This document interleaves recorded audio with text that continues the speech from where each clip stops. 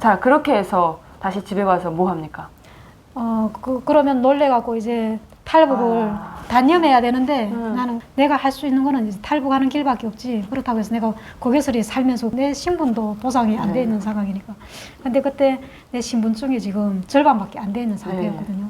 그래서 이제 사진까지 바깥 끼우려면 또 6천 위안이라는 돈이 더 있었어야 됐어요.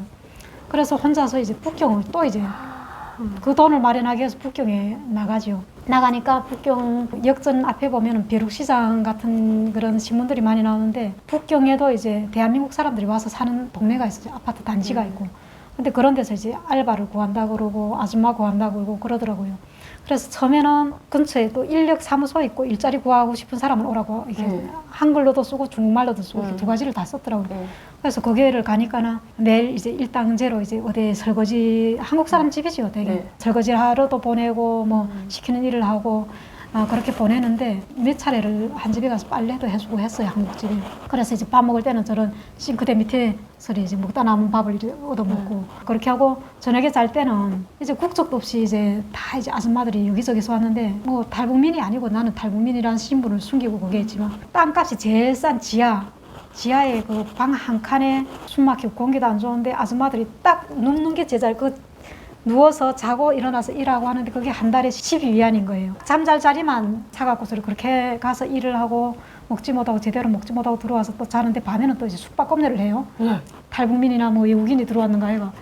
그런다고 하니까 맨날 긴장돼가 자지 못하니까 어느 날 한 주일째인가 일하고 소리 딱 들어가 자려고 누웠는데 하니까는 너무 이게 신경적으로 민감해지고 뭐 할 줄 알이 없나 봐요. 낮에는 낮에대로 이제 뭐 이제 신분을 속이고 가서 일을 하고 또 이제 저녁에 잘 때는 그 작은 방에 밀폐된 공간에 문을 꽉 닫고서 10명, 열 몇 명 이렇게 들어가자니까 산소가 없어갖고 그러니까 자다가 이제 한 번은 내가 가위에 딱 눌렸는데 뭔가 이제 막 목을 조이고 막 하는데 이 힘으로는 도저히 이제 밀어내질 못하겠더라고요. 그래서 하다가 막 이제 눈물을 흘리는 거예요. 살고 싶어서 애기도 있고 이런데 어쩐가 막 이러는데 이게 영혼이 싹 탈출을 하더라고요.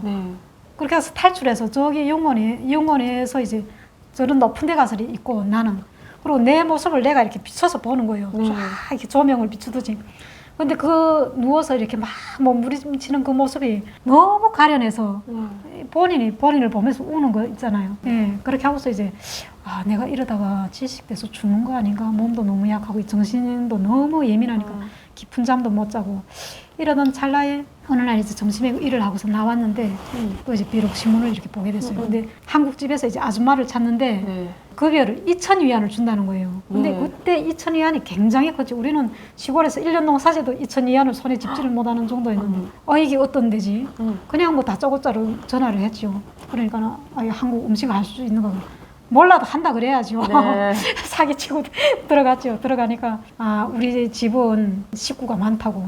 그때 한국 유학생들하고 한국 유학생들 8명에다가 그다음에 그 집 식구 4식구 그렇게 해갖고 12명이더라고요. 그 식구들 이제 밥을 해먹이는데 그래서 내가 조금 놀래긴 놀랬지요. 이거 내가 과연 할 수 있을까 그런데 너무 걱정하지 말라 그러는 거예요. 그 사모님이 실은 아주머니가 한 분 계시는데 일이 많기 때문에 한 분 더 이제 구하고 그러니까 중국말도 모르니까 중국 시장에 가서 이제 장 보는 것도 그렇고 자꾸 바가지 쓴다고 그런 것도 하고 그냥 시키는 대로 같이 일하고 하면 된다고. 그래서 그냥 김치도 담고 같이 이제 한국 음식을 배우면서 거기서 있었는데 돈을 진짜 뭐 2,000위안씩 이래 주니까 석 달이라니까 6,000위안이 되더라고요. 그래서 그걸 딱 마련해갖고 바로 또 이제 거기서 왔죠. 집에.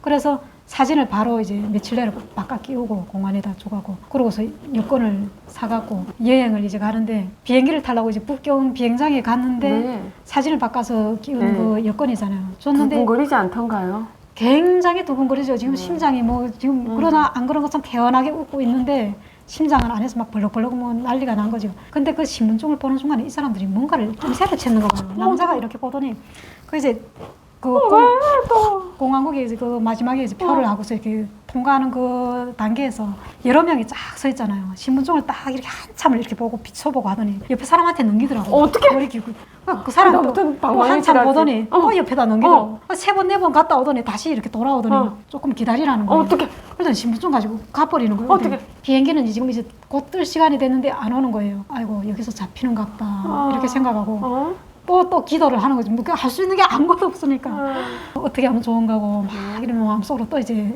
이야기하면서 나는 알을 봐서라도 좀 이렇게 통과시켜 주라고 했는데 조금 있더니 빨리 나가라고 그러더라고요. 거기서 내가 타고서 비행기가 출발을 했거든요. 어떻게 통과했지? 별다른 게 없었나 보다. 그러니까 그게 분명히 이 사람이 그 죽은 사람이 호글사인데 그 사람이 사망 신고를 안 냈어요. 사진도 바꾸고 했는데 이게 물어봐요. 어디를 가는가 왜 가는가 했는데 내가 말을 하는데 이제 말에서 오느라니까 북한 사람이라고 뭔가 짐작을 하고 자기네끼리 뭔가 이상하고 단서를 잡으려고 했는데 그게 통과됐는가 봐요, 그것이. 그래서 이제 비행기에 올랐는데 오르고서 이제 한참 이제 비행기가 가고 있는데 방콕이죠. 방콕이죠, 태국의 수도. 태국의 수도 방콕에 거의 이제 도착할 시간이 되니까 이제 내리기 전에 뭐 또 이제 적으라고 하는 거 있죠. 영어로 된 거. 아니, 적을 줄을 모르니까. 그러니까 그 아가씨한테 이걸 좀 적어주라 그랬어요. 그러니까는 자꾸 쳐다보고 그걸 쳐다보고 하더니만 또 들고서 들어가는 거예요. 그러더니 이제 비행기가 착륙하게 됐는데 아니 그거를 안 갖다 주네. 그래서 거기서 또 너무 이게 그거 다 중국 사람들이잖아요. 뭐라고 이제 빠져나가야 되지? 또 잡히면 여기서 잡히면 어떻게 해야 되지? 사실은 뭐 그냥 그걸 좀 부자이후 한 건데. 적으려고 들고 갔다가 늦게 가져오는 건데 괜히 막 땀이 줄줄 나고도 후들후들 떨리고 그랬죠. 그 다음에 주더라고요. 그래서 내렸는데 밤 새벽 1시쯤에 내렸는데 이제는 갈 데 올 데가 없는 거예요. 이제 한국 대사관에 간다고 뭐 적기는 했는데 이게 말도 모르고 어디로 갈지도 모르겠고 그래서 호텔에서 자전 뭐 날이 살 때까지 있다가 대사관에 가든 어디로 가야 되겠다고 생각하고 막 이렇게 둘러보니까 누구 도움받을 사람 없는가 보니까는 중국 사람 중국 여권을 탁 여기다 꽂고서 씩씩하게 앞으로 가더라고요. 그래서 내가 좀 말을 좀 물어보자고 징언하니까 너도 중국 사람인가 나도 중국 사람이다. 이게 내가 처음으로 이렇게 여행을 왔는데 밤에 호텔을 가려고 하니까는 갈 수가 없다고 어떻게 가야 될지도 모르고 어디에 호텔을 가야 될지도 모르겠고 그렇다니까 아 그런가 보면 날 따라오라고 그러더라고요. 그러더니 지나가는 택시를 딱 태우더니 중국 돈을 이제 100위안을 이래 내놓으니까 아 잔돈이 없는가 돈이 없는가 달러가 없는가 그러는 거예요. 그러니까 그 중국 사람이 또 고마운 사람이 달러를 100달러를 똑 주면서 이거로 하라고 그러더라고요. 그러니까 막 돈을 헤알려서 잔돈을 거스름을 이만큼 주는 거예요. 그걸 바꾸니까. 그래서 내가 도로 주고 그다음에 전화번호를 이렇게 달라고 나머지도 내가 갚겠다고 그러니까 아니 무슨 같은 중국 사람끼리 그냥 하라고 소리. 돈을 안 받는 거예요 그 사람이. 우리 도서 중국 사람인데 외지에 와서 서로 도와야 되지 않는가 하면서 저 사람 부자인가 보다 하고 소리. 그래 그 돈으로 가가 호텔에서 자고 밥 먹고 다음날 아침 다시 택시를 잡아타고 여기다 보내달라고 하니까 한국 대사관에다 세워주더라고요. 그래서 한국 대사관에 들어가니까 한국 대사관에 그 석이라는 분이 나오셨더라고요. 예, 젊으신 분이.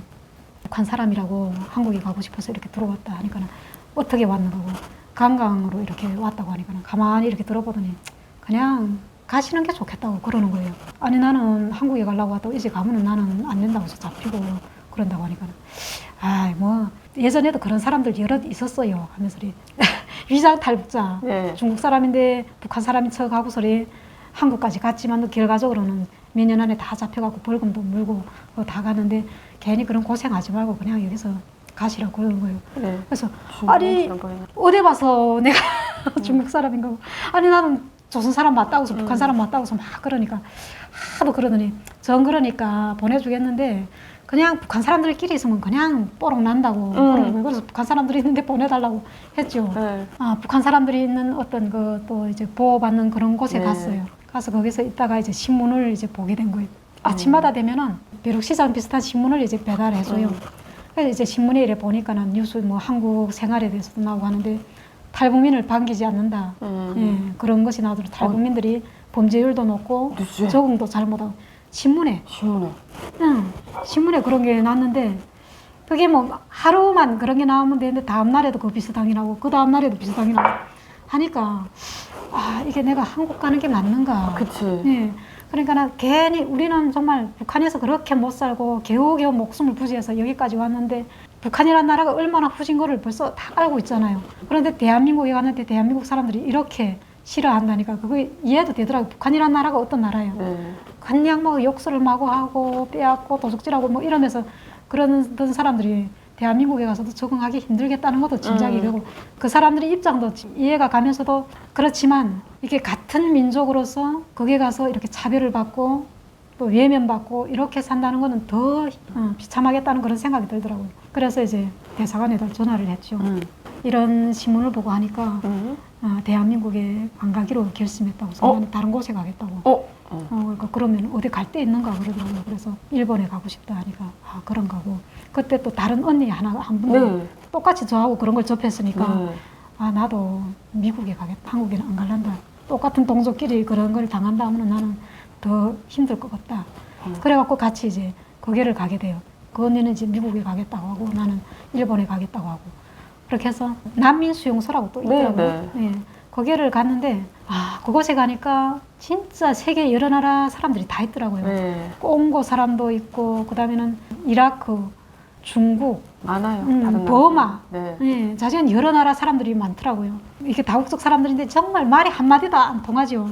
그러니까 그 여자들은 한 호실에 한 7-8명 들어갔는데 언어가 안 통하니까 이렇게 바디랭귀지를 이야기하는 거예요. 화장실에 가면 저기 가는데 많이 급하다 그러고 또 시간이 날 때는 그 말도 안 통하지만 같이 운동도 하고 그렇게 하면서 그거 다 급하니까 사라지긴 사라지더라고요. 네.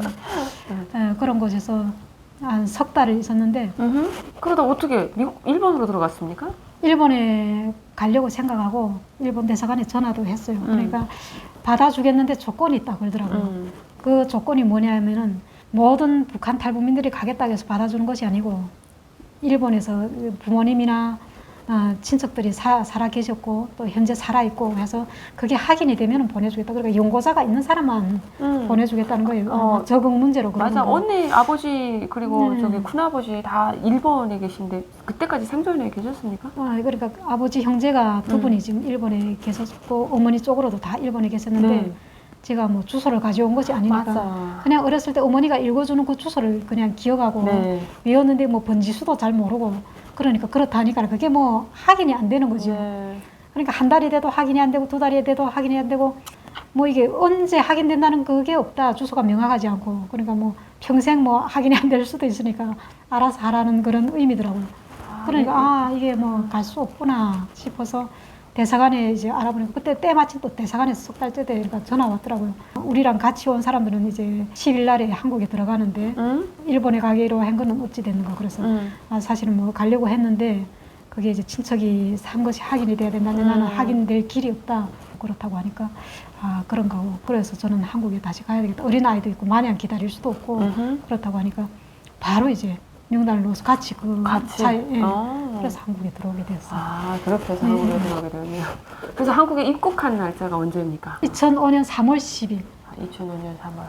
그러니까 18년 정도가 됐네요, 벌써. 그렇게 되는 거예요? 네, 벌써 그렇게 됐네요. 네. 대한민국까지 오시느라 고생하셨습니다. 다음 시간에 또 기회가 된다면 한국에 들어와서부터 좌충우돌 정착하는 그 정착기에 대해서 더 이야기를 나눠볼까 합니다. 여러분 정말 고생 많게 탈 많게 멀리 삼국을 내돌아서 대한민국까지 온 우리 은희 언니 유튜브 채널도 많이 구독해 주십시오. 제가 지금 북한 아줌마 은혜 튜브를 운영하고 있습니다. 많은 시청해 주시면 감사하겠습니다. 네, 시청 많이 해주실 거죠, 여러분? 네, 오늘 주제는 그럼 여기까지 하도록 하겠습니다. 여러분 시청해 주셔서 감사합니다. 감사합니다.